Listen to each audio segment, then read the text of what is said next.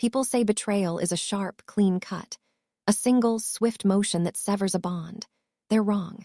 Betrayal isn't a cut, it's a slow, creeping poison. It starts in the pit of your stomach, that cold dread you try to brush off as paranoia. It winds its way through your veins, making your heart pound when a phone is angled away, when a story doesn't quite line up.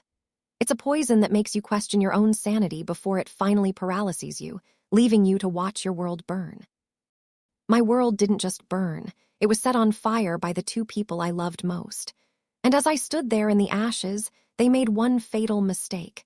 They assumed I was alone. I know what they pictured when my husband left me and our child for my own sister. They saw me alone and crying, a pathetic footnote in their grand, passionate story. What they never, ever imagined was that the two people who would help me dismantle his entire life, piece by painstaking piece, would be his own mother and father. It all started the day they found out about the secret I'd been keeping for him, a secret that proved his betrayal wasn't a moment of passion, but a calculated demolition of our family. From the outside, we had a perfect life. Jasper, with his sharp suits and even sharper smile, was the charismatic founder of a rising marketing firm. I was a freelance graphic designer, working from home so I could be there for our 5-year-old daughter, Myra. We had the renovated Victorian with the wraparound porch, the yearly trips to Europe, the circle of friends who were all, like us, seemingly winning at life. It was a beautiful lie, and I was its most devoted believer. Jasper was the sun. Everyone in his orbit felt his warmth. He remembered coffee orders, kids' names, the tiny details that make a person feel seen. He was ambitious, sure, but he wrapped it in such a charming package you couldn't help but root for him. When he came home, stressed from a pitch, I was his confidant, his strategist, his cheerleader. We were a team. That's what he always said. Us against the world, Alara. And then there was my sister, Sable. 3 years younger, she was the whirlwind to my calm. I was cautious, she was reckless. I planned, she improvised. Our parents called her a free spirit, a kind way of saying she was perpetually unstable. She drifted between jobs, apartments, and crises, always with a dramatic sigh and a hand held out. And I, the dependable older sister, always caught her. I'd edit her resume, lend her money I knew I'd never get back, and talk her up to my friends. I loved her, or maybe I just loved the idea of the sister she could be. Jasper was always so good with her. She just needs guidance, he'd say, all patience as he helped with her car or offered her freelance work at his firm. I saw it as my wonderful husband extending his kindness to my struggling sister. I was a fool. It wasn't kindness. It was an audition. He was just testing how close he could get. The signs were there, of course. They always are when you look back. The late nights at the office became more frequent. The way Jasper and Sable would share a private joke, a whole conversation passing between them in a single glance at family dinners. The sudden shared interest in obscure bands I'd never heard of. Whenever I asked, the answer was so simple, so plausible. Just helping Sable with a portfolio. Just giving her advice on her finances. I was so busy managing our home, our child, and my work that I wanted to believe him. The alternative was just unthinkable. The moment it all shattered wasn't some dramatic confrontation. It was a quiet, hollow emptiness. I'd been on a 3-day work trip.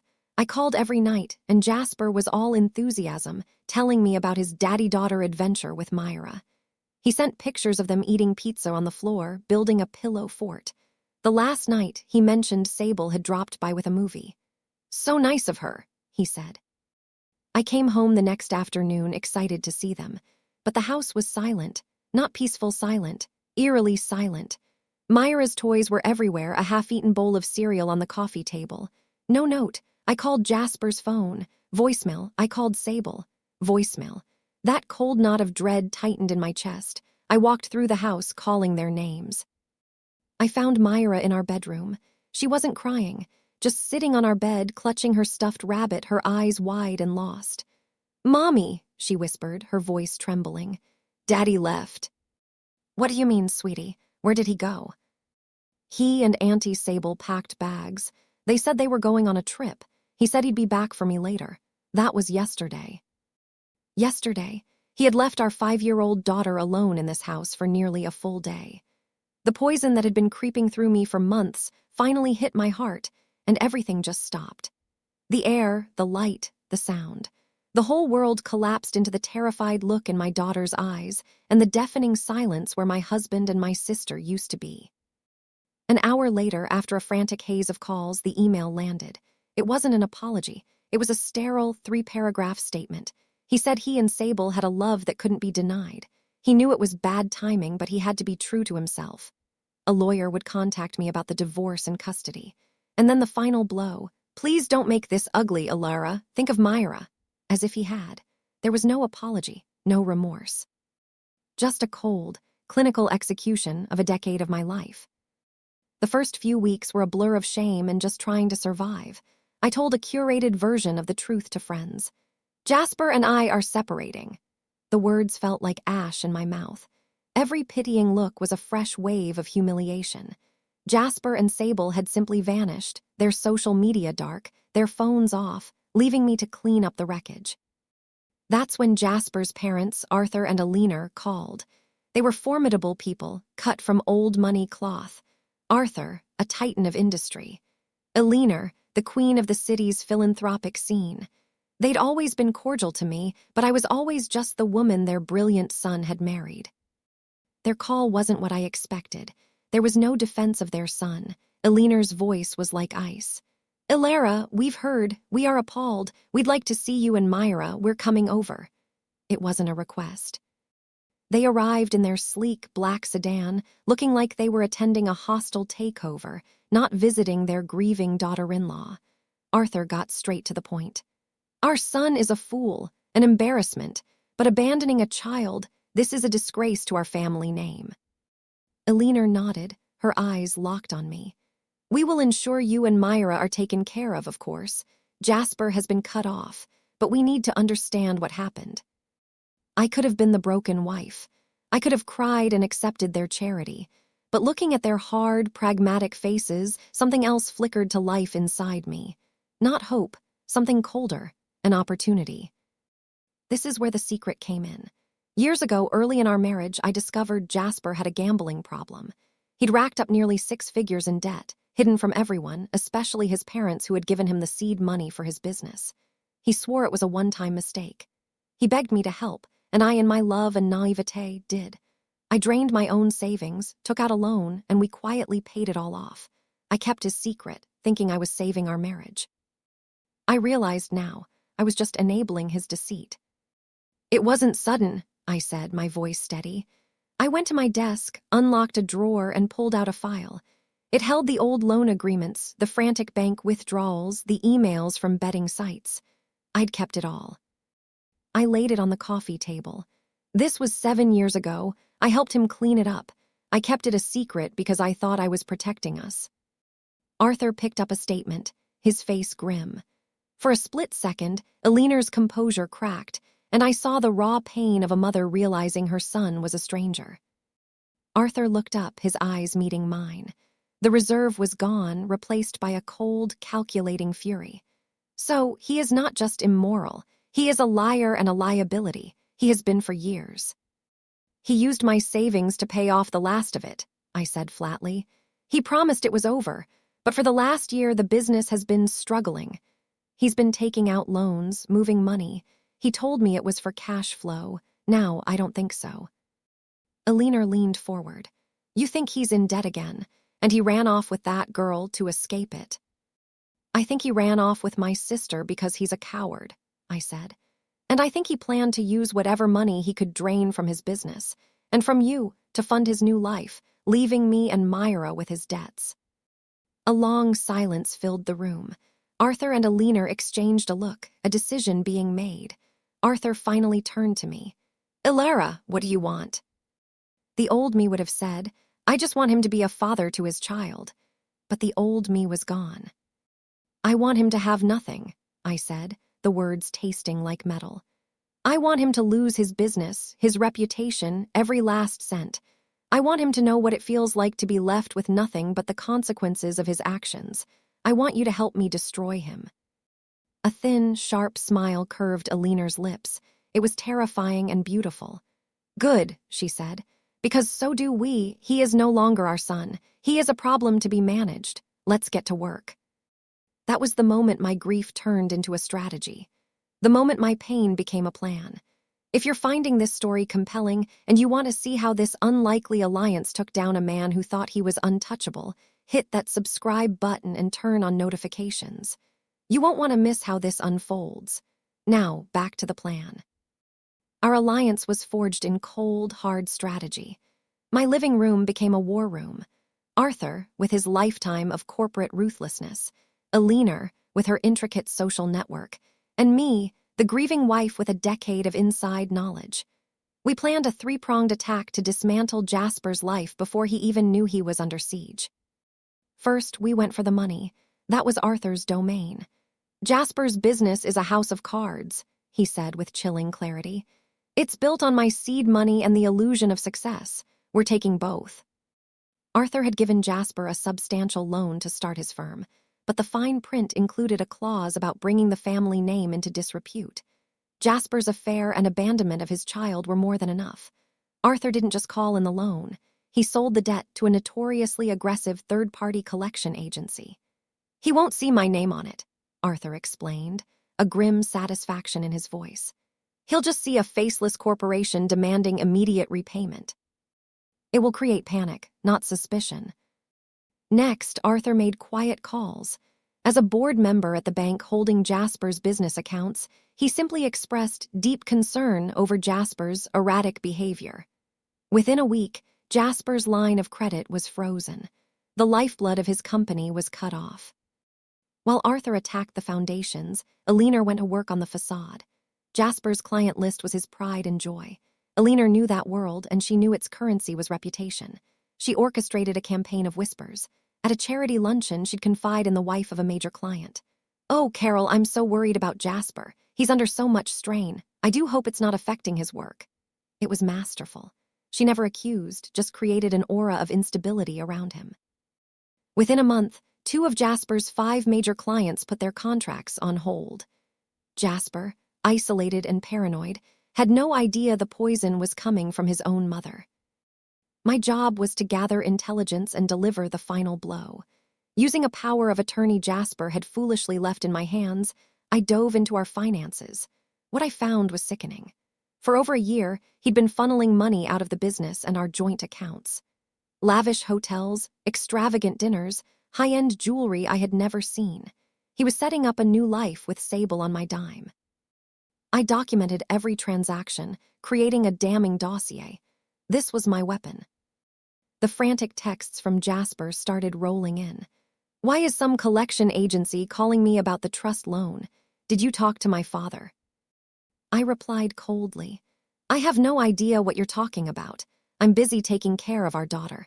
Please direct all future communication through your lawyer." Then came a panicked call. "What the hell is going on, Alara? 2 clients just pulled out. Did you say something?" "Say what, Jasper? That you abandoned your child for my sister. People talk." I could hear Sable whining in the background. "She's doing this, Jasper. I know it." Their grand romance was already cracking under the pressure. They had no idea this was just the beginning. The final act was set at Arthur and Eleanor's 40th wedding anniversary party. It was the social event of the season, a lavish affair with a guest list that included every important person in Jasper's world. Jasper and Sable got an invitation, a thick cream-colored card. It was a deliberate move by Eleanor, a fake olive branch. "It's time we put this unpleasantness behind us," she had written. Jasper, desperate for a way back into their bank account, saw it as a lifeline. Sable, no doubt, saw it as her grand debut. They walked right into the trap. I didn't attend. My role was to be the ghost at the feast. My dossier, the bank statements, hotel receipts, the timeline of his deceit, was delivered in sealed envelopes to 3 of Eleanor's most influential friends on the guest list. The instructions were simple. Do not open until Arthur's speech. That night, I was home with a sleeping Myra, my phone buzzing with texts from Eleanor. 7:30 p.m., they've arrived. He looks nervous. She looks like a peacock. 9:00 p.m., Arthur is going on stage. It's time. Arthur stepped up to the podium. The room fell silent. Jasper and Sable stood near the front, smiling, ready to be welcomed back. Arthur spoke of legacy, of family, of honor and integrity. Jasper nodded along, completely oblivious. Then Arthur's tone hardened. "And it is with those values in mind," he said, his voice like steel, "that I must make a difficult announcement. As of this week, my son, Jasper, has been formally removed from his position at the company and written out of the family trust." A collective gasp swept the room. Jasper's smile froze. Arthur's gaze swept over the crowd and landed on his son. A family, like a business, is built on trust. When that trust is betrayed through profound moral and financial failings, a line has to be drawn. This isn't a punishment. It's a consequence. He didn't need to say more. Across the room, 3 envelopes were opened. Whispers turned into a tidal wave of scandal as the contents of my dossier, the proof of his long-running affair and theft, spread like wildfire. Jasper stood there, his face a mask of horror. He looked from his father to the guests, who now looked at him with pity and contempt. He saw the partners of his remaining clients literally turn their backs on him. His entire world dissolved in real time. Sable grabbed his arm, her triumphant look replaced by raw panic. "Jasper, do something," she hissed. But there was nothing to do. Arthur raised his glass. "To my wife, Alina, 40 years of true partnership, to integrity, and to new beginnings." The applause that followed was a public verdict. Jasper and Sable were left standing alone in a sea of judgment, the architects of their own spectacular ruin. Alina's final text to me was simple. 9:15 p.m. It is done. The fallout was absolute. Jasper and Sable fled the party, but there was nowhere to hide. His remaining clients terminated their contracts. His business imploded. The luxury apartment was a fantasy they could no longer afford. His voicemails were a pathetic mix of pleading and rage. "Alara, you have to talk to them. You did this. You ruined my life." He never once asked about Myra. Sable, stripped of the glamour she'd betrayed me for, showed her true colors. I heard their fights were legendary. She blamed him for not being as rich as he'd pretended. He blamed her for being the catalyst for his downfall. Their great passion couldn't survive the first utility bill they couldn't pay. His parents were a stone wall. He was turned away at their gate. His mother refused his calls. His father's lawyer sent a final email stating that all ties were permanently severed. I, on the other hand, was quietly building a new life. Arthur's lawyers secured a divorce settlement that gave me the house, full custody, and substantial child support. I sold the Victorian, a house full of ghosts, and bought a small farmhouse a few hours from the city, a place with green fields and a big sky. It was a place for healing, for me and for Myra. We planted a garden, adopted a scruffy dog, and spent our evenings reading books on the porch. My design work flourished. Freed from the weight of Jasper's life, my own creativity came flooding back. The revenge was a success. It was total and it was precise. But sitting on that porch, watching Myra chase fireflies, I realized something. I thought destroying him would heal me. It didn't. Revenge isn't a cure. It's a tool. It's the spade you use to clear the rubble of your old life so you can build a new one. The building, the healing, that was work I had to do myself. The scars are still there. They're there in the way I watch my daughter sleep, with a fierce protectiveness I didn't know I had. They're there in the hesitation I feel when I meet someone new. The poison of betrayal doesn't just disappear, but it no longer defines me. Jasper and Sable reportedly broke up less than a year later. He works a low-level sales job, a shadow of the man he pretended to be. My sister is still drifting, a cautionary tale whispered among people we used to know. They didn't just lose their money, they lost their future because they built it on lies. They took my family, but from the ashes I built something stronger. Thank you for joining me for this story. Betrayal and justice are powerful things, and I hope this resonated with you. If you have a story of your own or a thought you'd like to share, please leave it in the comments below. I try to read as many as I can. And don't forget to like and subscribe for more stories of resilience and rightful revenge. Until next time, take care of yourselves and remember how strong you truly are.